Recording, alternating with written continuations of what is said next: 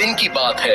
एक बकरी नदी के किनारे घास खा रही थी। अरे वाह, नदी के उस पार की घास तो बहुत अच्छी दिख रही है। मुझे वहाँ जाकर उसे चखना चाहिए। वो सोच रहा था कि उस पार कैसे जाए। तभी उसकी नजर लकड़ी के एक लट पर पड़ी जो नदी पर बिछी हुई थी। मैं इसके सहारे नदी पार कर सकता हूँ। वो लट की ओर बढ़ने लगा।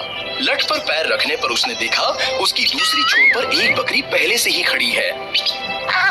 पहले मुझे जाने दो।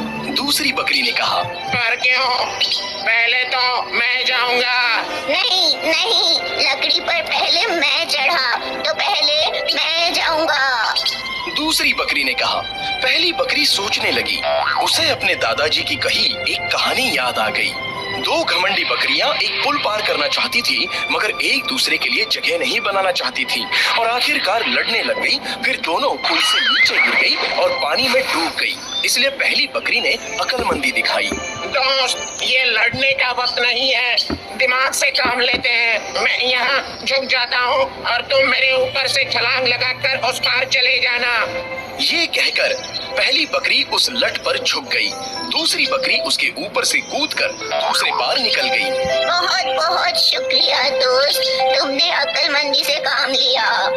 दूसरी बकरी ये कहकर चली गई। कोई भी काम करने से पहले एक बार सोच ले।